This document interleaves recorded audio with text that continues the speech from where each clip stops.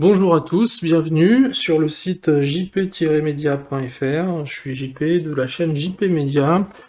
Je vais aujourd'hui vous présenter l'architecture du code de votre premier robot de trading en full auto dans ce tutoriel numéro 2.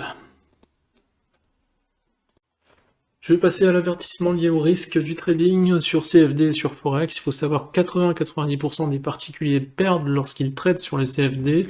Donc avant de commencer et de vous lancer, il faut vous assurer de bien comprendre le fonctionnement des CSD, les risques des CFD, les risques induits par le trading sur Forex, et puis les effets de levier. Ce tutoriel ne doit pas être considéré comme un conseil d'investissement, mais simplement comme une pédagogie. C'est un cours pédagogique destiné à vous présenter le fonctionnement des robots de trading.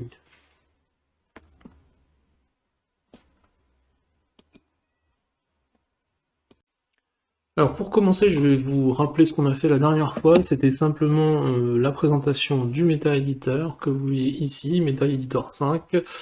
Donc pour le faire apparaître, tout simple, petit rappel, vous allez sur MT5, vous appuyez sur F4 ou vous allez directement ici dans l'éditeur Metacode, langage F4. Donc voilà, vous avez comme ça votre éditeur qui apparaît. Là vous voyez le code du robot, je vais le commenter à la fin du tuto et vous l'expliquer de A à Z. Mais pour l'instant, je vais vous indiquer un petit peu le but de ce tuto, donc c'est de créer donc l'architecture du code, de bien la comprendre et pouvoir ainsi se l'approprier.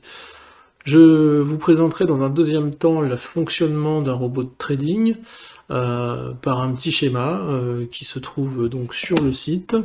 J'aurai l'occasion de vous le montrer tout à l'heure. Ensuite, je rentrerai un peu dans les détails de programmation et de codage avec quelques exemples de fonctions, de codage de fonctions de base, très classiques, vos premières fonctions. Ensuite, on codera des boucles for, des if, et puis je vous montrerai un petit peu ce qu'on fait avec les tableaux et les différents buffers. Donc aujourd'hui, normalement, à la fin de ce tuto, vous serez en mesure de passer des ordres automatiques, et que ce soit à la vente ou à l'achat, et de faire le test du robot. Je vous montrerai comment procéder exactement. On verra qu'ici, bon, il n'y a pas grand chose à tester puisqu'on n'a pas encore codé la stratégie, donc les profits seront forcément à 0. Et puis là, le prochain tuto, nous en profiterons pour coder donc cette stratégie qui sera simple et qui sera une stratégie plutôt pédagogique qu'une stratégie rentable. Voilà. Alors avant de commencer, pensez à liker un peu ces vidéos, mettre un petit pouce bleu ou à vous abonner, ça me permettra d'être encouragé et de continuer ces tutos. C'est vrai que c'est toujours encourageant de voir un petit pouce sur une vidéo ou quelqu'un qui s'abonne à votre chaîne. Donc pensez-y, merci. Donc on va poursuivre maintenant avec la première partie donc, de ce tuto, qui est donc l'étude du robot de trading et de son fonctionnement grâce à un petit schéma que je vous présente tout de suite. Donc nous voilà sur le site jp-media.fr. Quand vous allez sur donc, le tutoriel MQL5, vous trouvez cet article qui est relatif à ce tuto. Et donc dans l'article, j'ai glissé le fameux schéma dont je vous parlais de fonctionnement du robot de trading. Donc, je suis désolé s'il y a un peu de bruit autour de moi, mais il y a des travaux chez moi. C'est un peu compliqué, j'arrête pas de couper cette vidéo. Mais bon, c'est pas grave, on va s'adapter. Donc, on continue. Donc, ça, c'est donc le schéma du robot de trading. Donc, vous voyez que au début, on a le lancement du robot, où on va créer les entrées utilisateurs, les chargements des modules précodés, et définir les variables globales. Ensuite, MT5 lancera une phase d'initialisation, qui aura pour conséquence de lancer la fonction onInit dans notre éditeur de code. Elle se trouve ici. La fonction onInit, elle est là, et on va coder dedans. Voilà. Donc, ce qui se passe après, c'est que dans cette fonction onInit, on va initialiser les indicateurs et initialiser nos variables. Ensuite, à la fin de la fonction onInit, on se trouvera dans une phase d'attente d'un nouveau tick. Donc la plateforme nous enverra un nouveau tick. Dès qu'on aura un nouveau tick, la plateforme MT5 lancera la fonction onTick. La fonction onTick, elle se trouve ici juste après la fonction onInit, et dedans on va coder tout notre protocole pour acheter, pour vendre, et ainsi de suite. Donc le protocole il est établi ici, donc lancement de la fonction onTick, on récupère le prix, on teste si des positions sont ouvertes. S'il y a des positions ouvertes, on va voir si on a un signal de clôture pour chacune de ces positions, et on va clôturer si c'est le cas. Une fois que c'est clôturé, on va tester si on est au premier tick de la bougie ou pas. Si on n'est pas au premier tick de la bougie, eh ben on ne fera rien de plus, puisque en fait, nous ce qu'on veut, dans une stratégie, en général, c'est de travailler sur la bougie précédente. Donc l'intérêt de ce test de premier tick, c'est de savoir qu'en fait, nous sommes au premier tick d'une bougie. Ça veut dire que la bougie précédente, elle est prête, et qu'on a sa valeur de clôture, et qu'on a sa valeur d'ouverture. Son plus haut, son plus bas, tout ce qu'on veut, le volume, tout ce qu'on veut, on peut le récupérer. Donc en fait, on sait que notre bougie précédente, notre prix précédent, il est prêt à être travaillé et à être pris en compte, il est définitif. Alors que si on continue au prochain tick, eh ben on va travailler sur la bougie en cours qui ne cesse d'évoluer. Donc ici, on va rester sur notre premier tick et on va récupérer les données de la bougie précédente. Ensuite, ce qu'on fera, c'est qu'on va tester s'il y a des positions en place. S'il y a déjà des positions qui sont prises, et qu'on a, s'il n'y a pas de positions qui sont prises, pardon, et qu'on a un signal d'achat, on va acheter. Donc, aucune position de prise, un signal d'achat, on achète. Si ce n'est pas le cas, on va tester si on n'a toujours aucune condition de prise, et si on a un signal de vente, et si c'est le cas, si on a le signal de vente et qu'on n'a pas de position en cours, on va vendre. Si c'est pas le cas, si on a déjà des positions en cours, ou si on n'a pas de signal de vente, et ben on ne vendra pas, on ne fera rien, on retournera en base d'attente à attendre un nouveau tick. Et ainsi de suite. Et on va continuer comme ça, en boucle, tant qu'on ne passera pas à un premier tick. C'est-à-dire que tous les autres ticks, on va les ignorer, sauf pour ce qui est de la phase de clôture. On va tester les clôtures à chaque nouveau tick. Par contre, on ne testera pas d'ouverture de position à chaque nouveau tick, mais seulement au premier tick en prenant en compte les bougies précédentes. Je vais vous laisser regarder ce schéma et ce croquis à tête reposée, je vous encourage à l'imprimer ou à le mettre sur un écran secondaire pendant que vous codez, ou pendant que vous examinez le code que je vais vous détailler tout à l'heure, parce que vous verrez que le code est calqué sur ce schéma-là. Donc maintenant qu'on a vu le fonctionnement du robot de trading, je vais vous donner quelques explications basiques sur le codage. Alors, on va continuer maintenant avec le codage d'une fonction. Je vais vous le faire en live ici, c'est pas compliqué. On va aller dans la fonction onTick et on va créer une fonction qui s'appelle écrire tout simplement. Et on va écrire un commentaire. Le commentaire qu'on va vouloir écrire à l'écran, ça va être commentaire.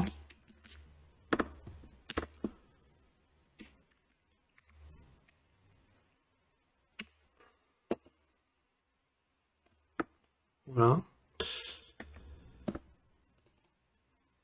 On va écrire en point, commentaire, comme ça. Donc ça, c'est notre fonction, on appelle écrire, et on veut écrire à l'écran un commentaire. Voilà. On veut écrire commentaire à l'écran. Donc une fois qu'on a appelé notre fonction, il faut donc la définir. Pour la définir, il faut dire d'abord ce qu'on veut récupérer de notre fonction. Nous, on n'attend rien du tout de la fonction, on n'attend pas un retour de la fonction. Donc on met void, on note le nom de la fonction, ses arguments, ici c'est un string que l'on va appeler s, c'est une variable string qu'on va appeler s tout simplement, on peut donner n'importe quel nom, il n'y a pas d'obligation. On va créer le bloc d'instruction,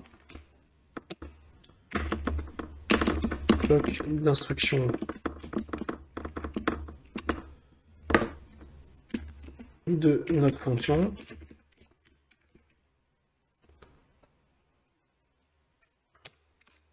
Et ici, on va coder les instructions de notre fonction. Elles sont toutes simples ici, hein. C'est simplement un comment pour créer un commentaire sur notre écran. Donc, et le commentaire qu'on va coder, ce sera S. On n'a pas de retour, puisque on n'a pas besoin de coder un retour, puisqu'on n'attend rien comme retour de la fonction. Donc là, notre fonction est codée, on la compile. Donc le code se compile bien, il n'y a pas de problème. On a zéro erreur, zéro warning. Les warnings, c'est pas grave si on en a. Mais les erreurs, il en faut pas, hein, sinon ça ne fonctionne pas. Donc une fois qu'on a codé notre fonction, on retourne sur notre éditeur. Alors je l'avais déjà fait en live, donc vous avez déjà le commentaire ici, mais on va créer un nouveau, voilà, on va le faire comme ça. Je prends un nouveau graphique, je prends ma fonction, mon robot que je viens de coder, je le mets dessus, autoriser le trading, ok, et là, je vois apparaître commentaire. Voilà. Donc ma fonction a bien fonctionné, c'est parfait. Je retourne sur l'éditeur. Maintenant, si je veux écrire un autre commentaire avec à la place de commentaire, je vais écrire un autre test. Je vais vouloir aller à la ligne. Pour aller à la ligne, c'est ce symbole-là, anti-slash n. Et puis, deuxième ligne. Voilà. Donc, je vais recompiler. Et vous allez voir que notre fonction va bien marcher. Donc voilà, vous voyez, autre test, deuxième ligne. Voilà. Dès que c'est compilé, ça prend effet. Et voilà. Donc c'est assez simple, vous voyez, à coder une fonction.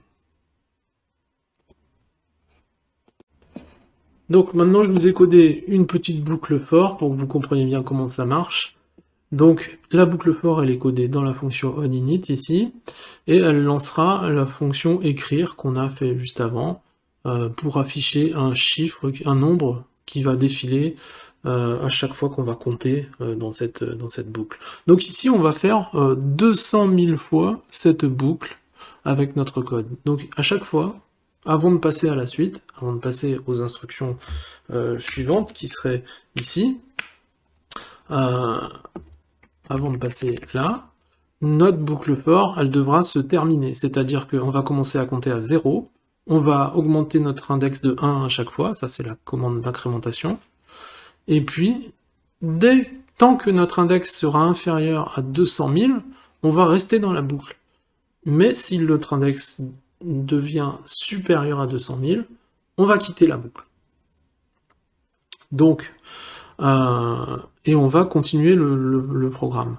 Et dans notre bloc d'instruction de la boucle, à chaque fois, on va faire donc 200 000 fois écrire index. Donc écrire la valeur de l'index. Donc ça va être un nombre qui va défiler. Donc d'ailleurs, comme c'est un nombre, notre fonction écrire, elle, n'attend pas un nombre, mais une valeur, une chaîne de caractères. Nous, on va lui mettre un nombre. Donc on modifie un peu notre fonction écrire. Voilà. Vous avez compris la boucle for, on va la générer, on va la compiler, et on va vérifier le résultat sur notre... on va voir si le nombre qui est ici bouge. Normalement, ça devrait. Donc, on va le mettre en marche. Voilà. Donc ici, on a notre fonction qui s'exécute. Vous voyez que le nombre change. Voilà. Pas très souvent, mais il change quand même. C'est notre boucle qui compte. Voilà. Donc on peut la laisser comme ça va se poursuivre. À chaque tick, elle va compter comme ça, et vous allez la voir faire. Donc on va l'arrêter. Et on va retourner sur notre code. Maintenant, on va coder un petit bloc if là-dedans.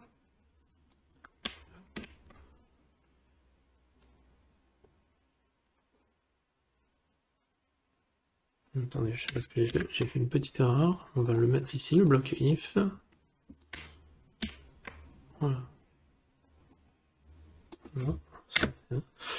Voilà, bloc d'instruction. Donc ici, on va faire un if et Donc le if, il se code un peu comme une boucle for, mais il n'y a qu'une seule condition, et on va vérifier que l'index soit supérieur à 10 000, bon il peut y en avoir d'autres, des conditions derrière, on les alignera à la suite en mettant des et autres conditions, ou alors des ou. Des ou, ça s'écrira comme ça, le ou. Voilà. Donc ici, si l'index est supérieur à 10 000, on va lancer notre fonction d'écriture. Mais seulement si c'est supérieur à 10 000. Ça veut dire qu'on ne devrait jamais avoir un chiffre inférieur à 10 000 qui soit affiché sur notre bloc de fonction, sur notre écran.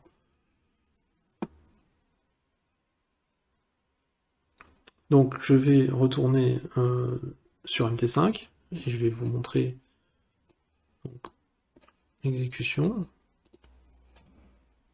Voilà, donc ici, le code tourne, mais il n'affiche rien tant que c'est... Enfin, rien, il ne modifie pas l'affichage tant qu'il n'est pas supérieur à 10 000. Voilà, donc on voit qu'il n'y a que des chiffres supérieurs à 10 000 et rien d'autre. Voilà. Donc maintenant, vous avez appris à faire les boucles for, les if. Je vais vous parler maintenant des tableaux. Des tableaux et des buffers d'indicateurs. Ça va devenir quand même un peu plus intéressant, parce qu'on va attaquer vraiment le cœur du trading avec les tableaux de prix et les buffers d'indicateurs. Donc on va retourner sur mon site, où vous allez voir l'article suivant. Non, c'est pas là.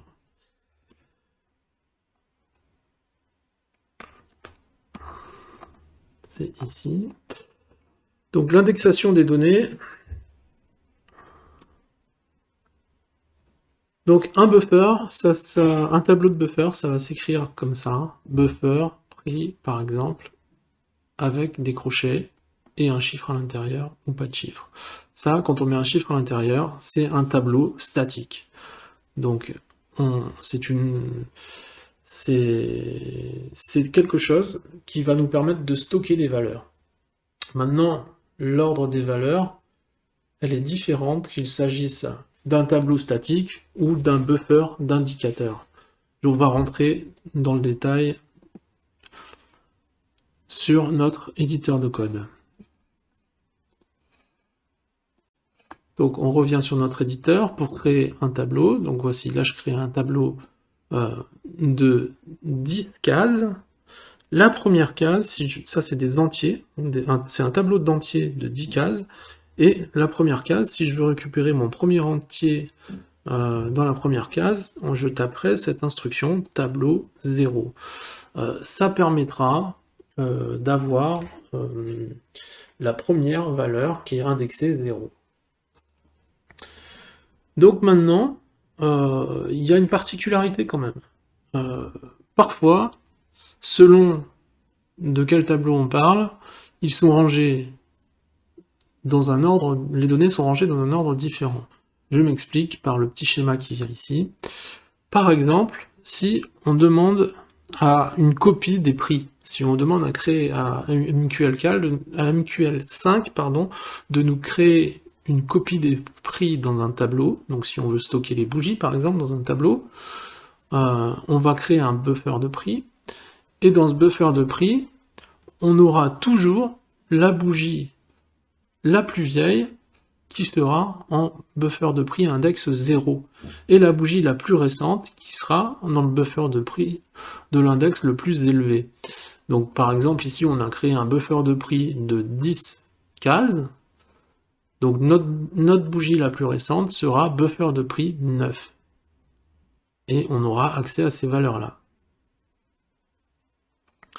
Maintenant, si on prend un indicateur technique, par exemple une moyenne mobile, vous voyez dans le schéma en dessous que c'est complètement différent, puisque en fait, on va avoir un buffer des valeurs de moyenne mobile, qu'on aura appelé buffer MM20, par exemple, pour une moyenne mobile de 20, et l'index 0 sera la valeur la plus récente, et l'index 9 sera la valeur la plus vieille. C'est complètement l'inverse du système de stockage des prix. Donc il faudra y faire très très attention à cet ordre-là. Donc quand on va vouloir appeler dans notre tableau ici, si on appelle tableau la valeur 0 et qu'on parle ici d'un indicateur technique comme une moyenne mobile, on aura la valeur la plus récente. Maintenant, si on parle ici de notre tableau et que c'est un retour de prix de notre valeur, le 0 sera le prix le plus ancien. Donc, si on veut comparer des prix à une moyenne mobile, c'est pas forcément très pratique de le faire comme ça, donc il faudra ruser un petit peu. Je vous le présenterai dans les codes plus tard. Mais en tout cas, sachez qu'un tableau, ça fonctionne de ces façons-là, et qu'il faut faire attention à quel index on appelle pour obtenir quel prix ou quelle valeur. Donc maintenant, on va pouvoir on va pouvoir examiner le code que je vous ai fait concernant l'architecture du code de robot trading.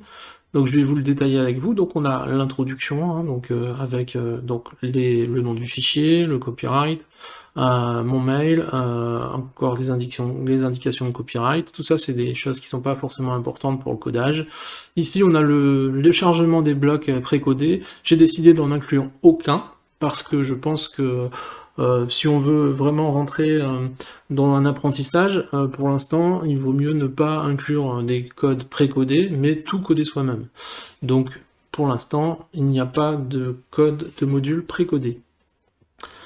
On aurait pu s'en servir, par exemple, pour simplifier la phase d'achat ou la phase de vente de position. Mais pour l'instant, je préfère ne pas le faire.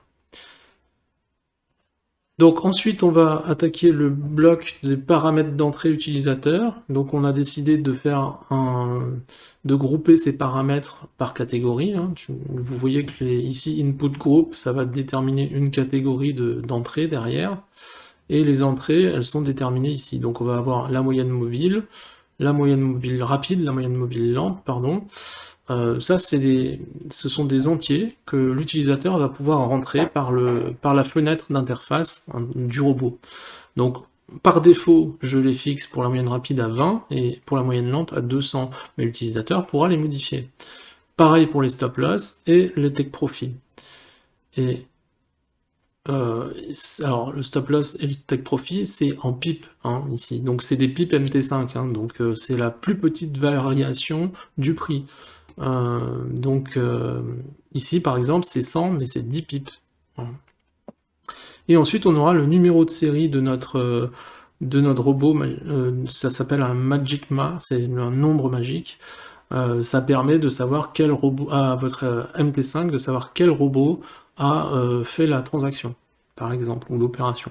Ici, moi j'ai mis un nombre un petit peu au hasard, j'ai mis 2020 0101 parce que 1er janvier 2020, voilà, c'était juste comme ça.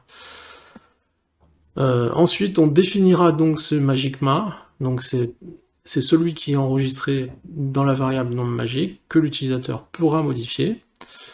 Et donc ce MagicMa va être défini ici dans le programme, et il sera définitif pour toute la session du robot. Nous créerons ensuite les différentes variables qui sont utiles pour le fonctionnement de notre programme. Il y a le signal d'achat, qui sera une variable booléenne, qui sera donc soit à false, soit à true. Si on a un signal d'achat positif qui nous dit d'acheter, ben on aura true. Si ce n'est pas le cas, on aura false. Et pareil pour la vente. Ensuite, on aura le prix ask et le prix bid, qui sont des doubles, puisque ce sont des chiffres, des nombres à virgule, pardon, des nombres décimaux. On aura la même chose avec le prix de clôture de la bougie précédente et le prix d'ouverture de la bougie précédente. On va aussi créer une variable pour le spread, une variable pour la valeur du point, une variable pour le nombre de décimales du prix, une variable pour le volume minimum que l'on peut trader, le nombre de lots minimum qu'on peut trader, et le nombre de lots maximum qu'on peut trader. Et ensuite, une variable pour le capital qui est possédé sur le compte par l'utilisateur en début de session. Ensuite, on créera aussi deux variables qui sont des entiers et qui serviront à stocker un nombre qui fera référence à un buffer pour les moyennes mobiles lentes et moyennes mobiles rapides. Chaque moyenne mobile aura son buffer, il faudra l'identifier et bien savoir quelle est la référence de ce buffer, et ben, elle sera contenue dans cette variable. Voilà pour la phase d'initialisation, enfin pas d'initialisation, mais de lancement du logiciel. Donc on attaque maintenant la fonction d'initialisation, donc elle est lancée automatiquement comme je disais. On commence par aller chercher, calculer la valeur du point. Donc on utilise la fonction symbol info double. On lui indique en paramètre le symbole qui est affiché à l'écran, donc on tape symbole parenthèse, ça permet de récupérer la valeur du symbole qui est affiché sur l'écran MetaTrader, et puis on lui demande symbol point, le point du symbole, et là on a la valeur du point ou du pip. Ensuite, on lui demande le nombre de décimales, toujours pareil, hein, avec le même type de commande, symbole info integer, donc là c'est un entier qui va nous être envoyé, donc il va nous dire le nombre de décimales que possède le prix de ce symbole. Ensuite pareil avec le volume minimum, le volume maximum, et le capital de session. Pour le capital de session, c'est account info double. Ça, c'est la commande pour récupérer le capital de session en mettant account balance. Voilà. Donc ensuite, on va passer à la phase d'initialisation des moyennes mobiles. Donc ici, c'est la commande, c'est la fonction IMA pour créer une moyenne mobile. Il faut la paramétrer donc avec le symbole utilisé, donc ça va être l'euro USD. Donc on peut récupérer le symbole en faisant cette commande ici, ce type de commande, ou en tapant ce type de commande, ça fait appel à la même chose, au même résultat. Vous aurez tout le temps le symbole qui est affiché à l'écran, vous récupérez son nom. Et puis ici, c'est la période, donc c'est dans quelle unité de temps vous tradez. Donc là, vous allez récupérer l'unité de temps qui est choisie sur le graphique sélectionné sur lequel vous allez mettre en place votre bot. La moyenne mobile lente, la valeur de la moyenne mobile lente, donc si vous l'avez paramétré à 200, et bien ici, le robot aura 200 stocké dans cette case mémoire, dans cette variable, et donc prendra en compte 200. Ici, le décalage des prix, à partir de quelle bougie on commence à calculer la moyenne mobile. Bon, on va pas prendre 0, parce que 0 ce serait la bougie courante qui est en train d'évoluer. Donc on va prendre la bougie précédente, donc c'est le 1 pour obtenir la bougie précédente. C'est ici, voilà.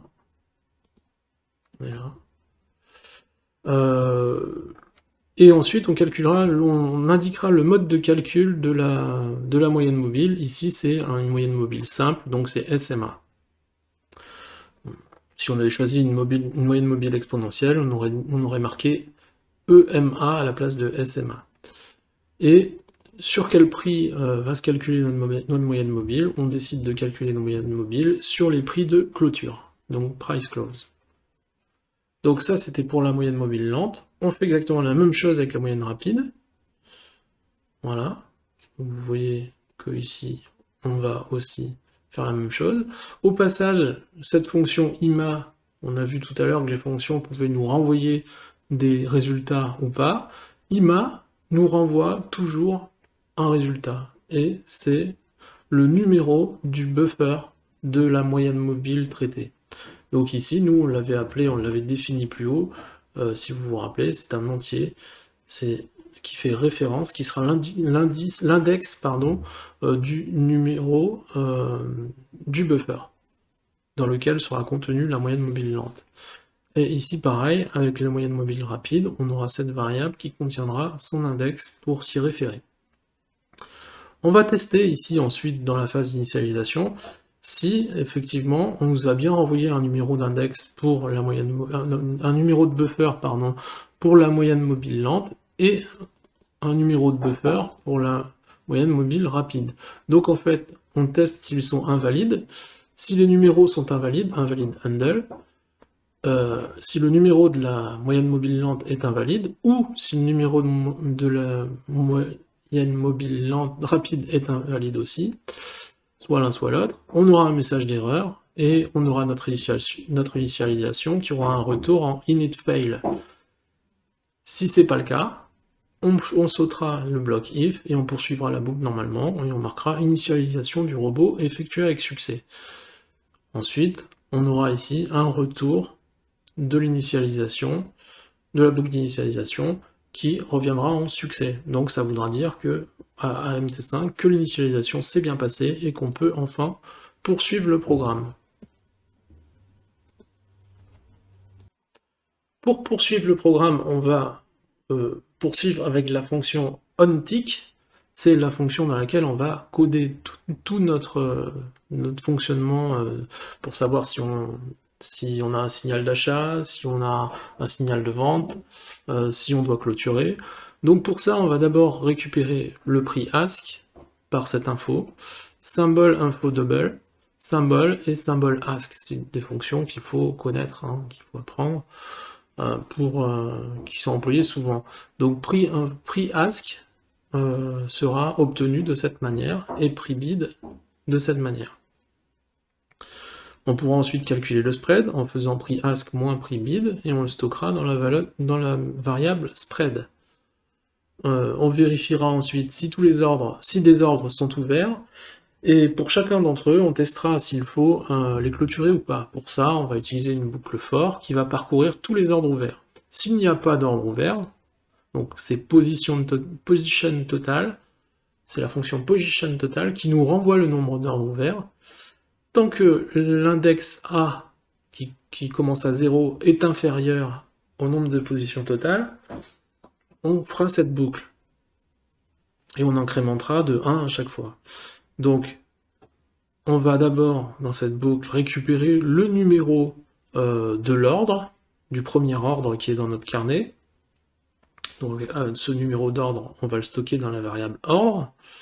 C'est un long, c'est pas un entier, c'est un long parce que c'est un numéro entier qui peut être très long. Donc il doit avoir une capacité de stockage supérieure au nombre entier habituel, donc on appelle ça un long. Pourquoi? Ben, en fait, c'est indiqué quand vous faites le F1 vous mettez sur position, vous faites comme ça par exemple, position get ticket, vous mettez dessus, vous appuyez sur F1. Vous avez LED qui va s'ouvrir ici, et vous voyez ici le type de retour, c'est un long. Donc c'est uLong ou long, c'est la même chose. Le retour de la fonction position get tickets. Donc voilà, en paramètre, donc elle recevra notre index, le numéro de la position de l'ordre dans notre carnet, donc par exemple le 1, et le 0 déjà pour commencer, et ensuite avec le numéro de position, il va nous calculer, nous récupérer le numéro d'ordre de notre ordre. Ensuite, avec ce numéro d'ordre, on va vérifier d'abord si cette position a été passée par notre robot. Donc on va vérifier le le numéro magique qui est attribué à la position. S'il correspond au numéro magique de notre robot, c'est que c'est notre robot qui avait positionné cet ordre. Si c'est pas le cas, ça veut dire que c'est l'utilisateur qui a positionné cet ordre, et dans ce cas-là, il n'y a pas de raison que le robot aille clôturer un ordre qu'il n'a pas mis en place. Donc, on va pouvoir ici, comme c'est le même, on a mis égal, hein, donc on met 2 fois égal pour vérifier une condition égale dans un if, c'est le symbole 2 fois égal. On met donc position get integer, position magic, on récupère donc le nombre magique de l'ordre, et on compare pour voir si c'est le même numéro magique que celui de notre robot. Si c'est le cas, on peut tester, voir si on a un signal de clôture. Et si on a un signal de clôture, on peut lancer la fonction clôturer avec la référence de l'ordre. Et notre robot ira lancer la fonction clôturer et l'exécutera. Si c'est pas le cas, eh ben on ne fait rien et on sort, on continue la boucle, on passe à l'ordre suivant dans notre carnet. S'il n'y en a plus, s'il n'y a plus d'ordre dans le carnet, on continue on termine la boucle et on continue le déroulement du programme. et on va tester si on est au premier tick. Donc pour ça, on utilise la fonction tester premier tick. Si elle est false, si on n'est pas au premier tick, et ben on s'arrête là, on sort de la fonction par un retour, donc return, mais si c'est vrai, et ben on continue. Donc on n'a pas besoin de mettre si c'est vrai, puisque en fait si c'est vrai, c'est si c'est pas faux. Donc ici, on fera retour seulement si la condition est false. Donc par conséquent, si elle n'est pas false, on va poursuivre le programme. Donc on va ensuite tester si on a un signal d'achat et si on n'a aucune position d'ouverte. Donc tester signal d'achat égale true et position totale inférieure à 1. Dans ce cas-là, on lancera notre fonction acheter.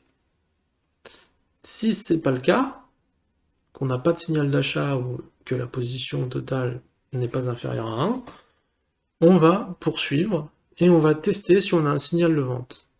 Il faudra quand même que la position, le nombre de positions totales soit inférieur à 1 pour pouvoir vendre. Donc si on a un signal d'achat, qu'on n'a pas d'ordre, on pourra vendre. Ensuite, on va calculer juste le profit, ça c'est juste pour afficher quelque chose sur l'écran de l'utilisateur, pour qu'il soit au courant en permanence du profit du robot. Donc on va calculer le profit, on va récupérer pour ça le nouveau solde de compte, avec account unfoldable, account balance, et on va retirer le capital de début de session. Si c'est positif, c'est qu'on est en profit, si c'est négatif, c'est qu'on est en perte. Ensuite, on va actualiser l'affichage du texte sur le graphe. Donc là, je vous ai affiché plusieurs choses. Donc sur la première ligne, on va afficher le spread. Donc on va convertir le spread qui est un double, un nombre décimal, on va le convertir en string, puisqu'on ne peut afficher que du string normalement.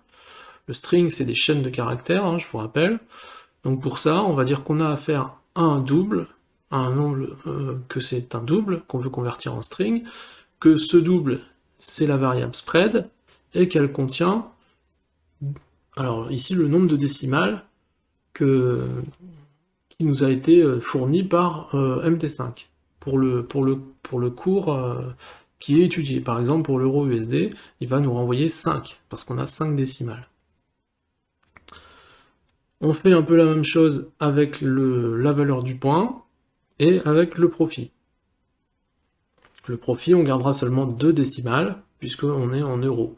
Donc, voilà. Donc, ensuite, on affichera ça à l'écran, ça fera comment ligne 1 plus anti/n, ça c'est un retour à la ligne, plus ligne 2, plus anti/n,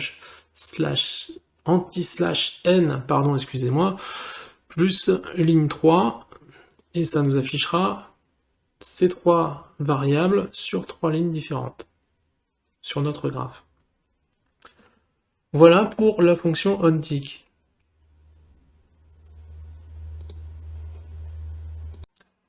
Donc on va ensuite attaquer la définition des fonctions personnelles qui sont créées et qui sont propres aux codeurs, mais qui ne sont pas données par MT5 et MQL5, comme la fonction onTick qui est prédéfinie.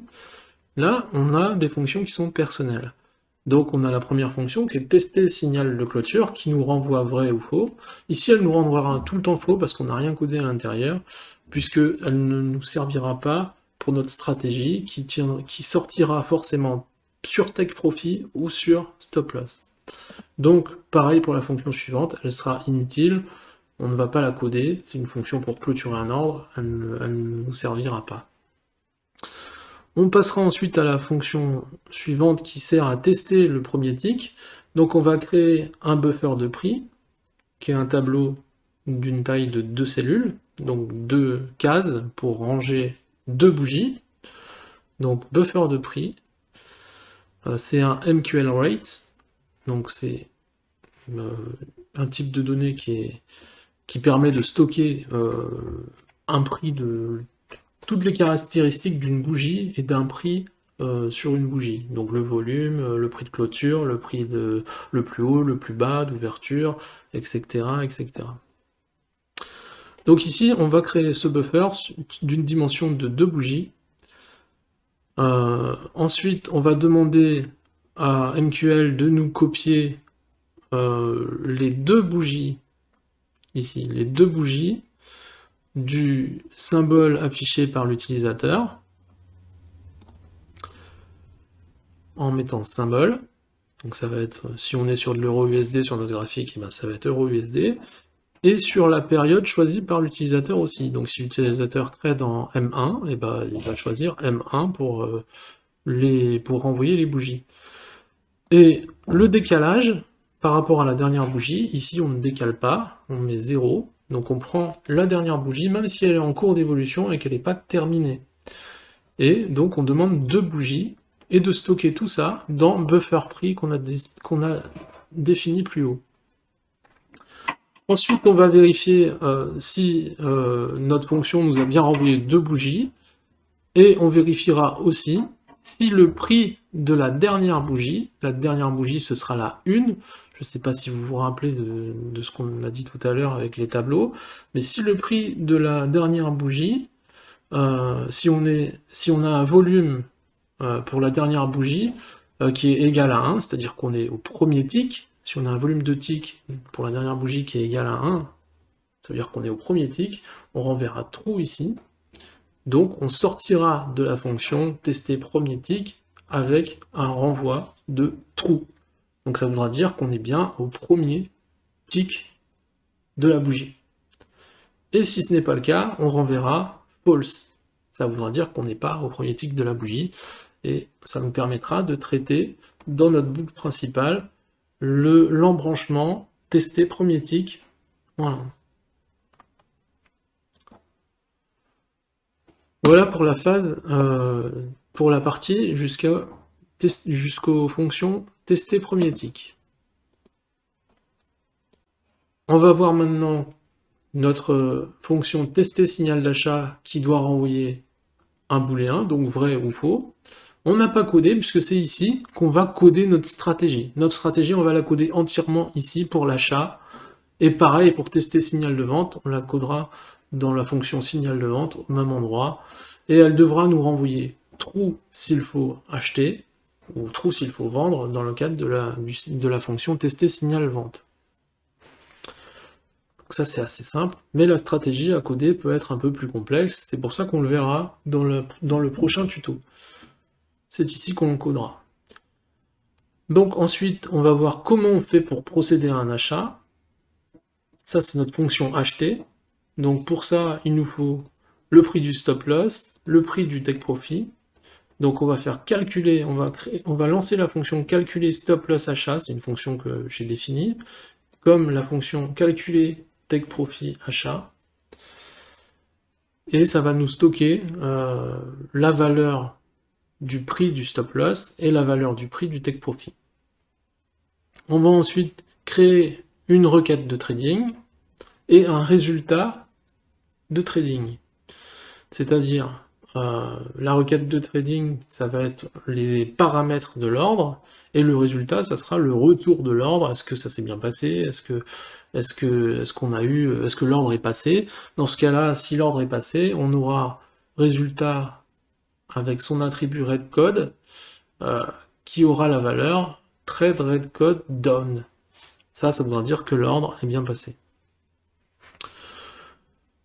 Donc pour paramétrer l'ordre, eh bien, on va donc prendre notre trade request qu'on a appelé paramètre ordre.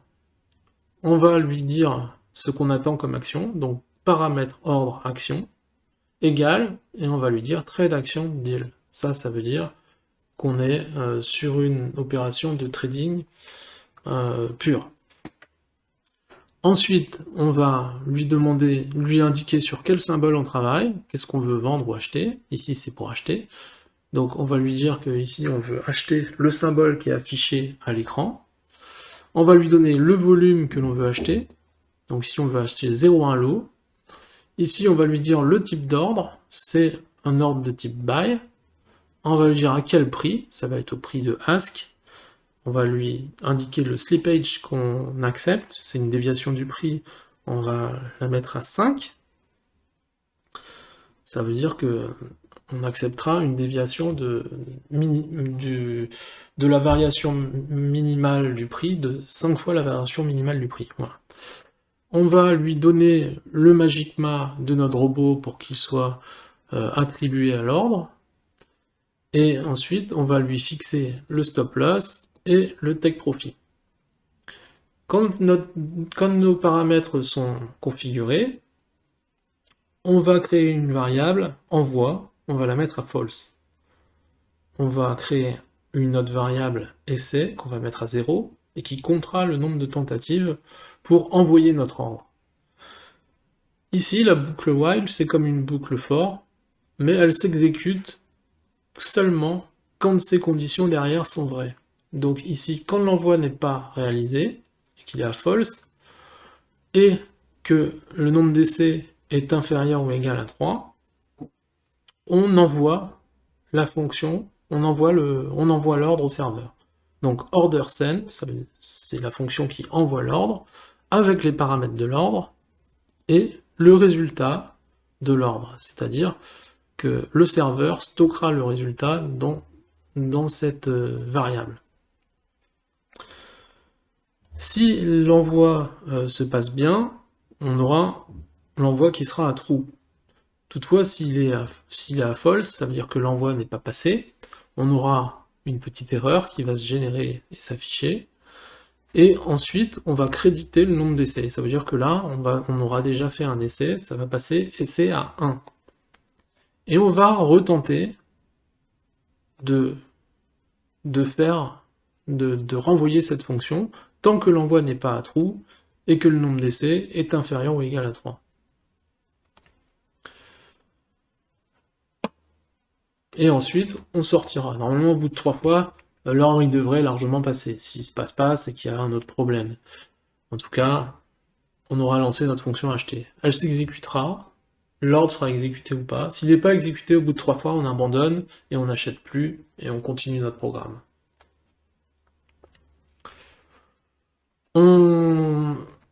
Comme je vous disais tout à l'heure, on peut aussi coder ici la stratégie pour le signal de vente, dans tester signal vente.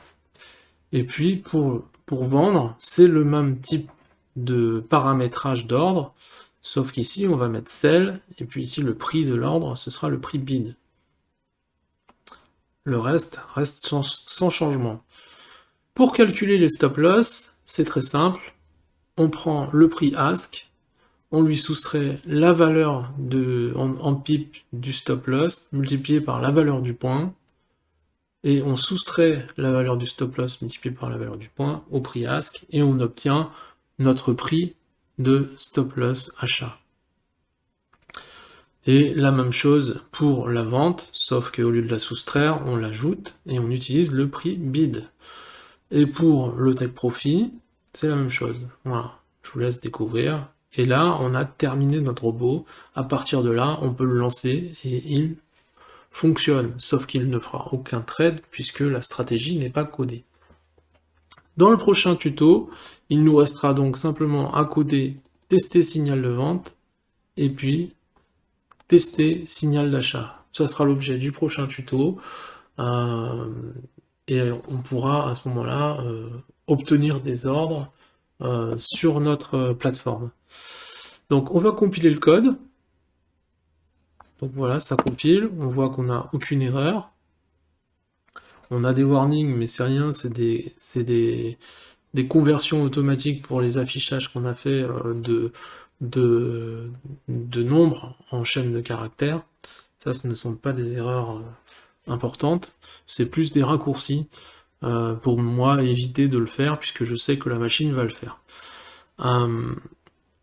Donc, on va maintenant, donc on l'a compilé, on va maintenant aller sur MT5, et on va lancer notre testeur de stratégie.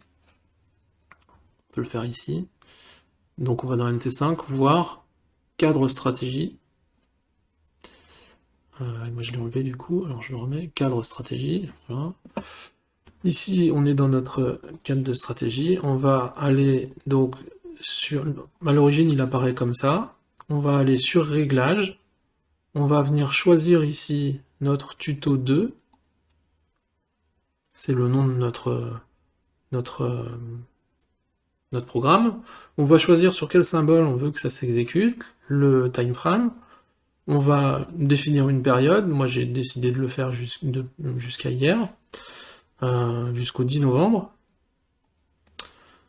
Et ensuite, on va laisser le reste tel que c'est paramétré là. Donc on n'y touche pas en fait, on choisit juste le capital de départ. Moi je le mets à 1000, ça permet facilement de savoir le pourcentage de bénéfice qu'on a fait. On dit que c'est en euros. On choisit un effet de levier. Et puis on choisit une optimisation. Moi j'optimise pas. Et on peut choisir le mode visuel pour activer les graphiques comme ça qui vont se faire en même temps. Et on lance le backtest, démarrage. Donc là vous voyez, il y a un testeur de stratégie qui s'ouvre et votre cours qui défile sur la période sélectionnée. S'il y a des ordres qui passent, vous les verrez s'afficher sur l'écran. Ici, il n'y en a pas, parce qu'on n'a pas testé, parce qu'on n'a pas indiqué quelle stratégie on utilisait. Donc, notre robot a lancé le testeur de stratégie, enfin, MT5 a lancé le testeur de stratégie pour nous afficher une visu des opérations qui auraient été réalisées, mais il n'y en a pas. On n'a passé aucun trade, c'est normal, il n'y avait pas de stratégie définie. Mais on peut quand même aller voir ici rapidement les paramètres utilisateurs qui avaient été choisis, on peut les modifier. Donc là c'est les paramètres par défaut, mais on peut complètement les modifier ici. Et puis le résultat du backtest, ce qui est intéressant c'est de voir donc le capital de départ, le profit total net, ici on est à 0, comme je vous le disais, il n'y a rien. Mais il y a tout un tas d'indications derrière qui nous seront utiles et qui feront l'objet de tutos ultérieurs. Voilà, mais pour l'instant, ça n'est pas... ça ne peut pas être rempli puisque nous n'avons pas d'ordre de passer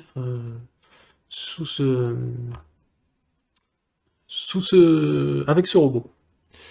Donc c'en est fini pour la partie de codage. Donc je vais vous montrer ce qu'on obtiendra la semaine prochaine, puisque j'ai déjà codé la stratégie, mais je vais vous montrer ce que ça donnera avec le robot une fois finalisé. Ça vous encouragera peut-être un petit peu. Donc je choisis le robot, je ne change pas les réglages, je fais démarrer. Et là, vous voyez, on a des ordres qui se placent. Alors ça va un peu vite, c'est pas forcément facile à suivre comme ça. Mais en tout cas, on voit la période qui défile avec les différents ordres qui se mettent en place. Quand c'est fini, on a donc ici directement en bas à gauche, sur l'onglet, on peut aller voir que notre capital a augmenté de 118 €. On peut vérifier le résultat dans le backtest en fermant l'affichage du testeur de stratégie et en allant directement dans MT5 sur notre backtest. Et on verra ici donc le profit de 118 € avec un profit brut de 630 et une perte brute de 512 €. Notre robot a passé plusieurs positions gagnantes, 38, ça fait 38%, puisqu'il en a perdu 60, et ce qui fait 61% de positions perdantes. Donc la stratégie n'est pas forcément très au point, même si elle est bénéficiaire, donc c'est une stratégie qu'il ne faudra pas utiliser en réel, évidemment. C'est simplement une stratégie de démo, mais vous voyez déjà qu'on va pouvoir acheter automatiquement des choses, enfin des positions, et en revendre aussi, et clôturer nos ordres. Donc dans le prochain tuto, on codera la stratégie, et je vous montrerai, je vous détaillerai comment coder cette stratégie.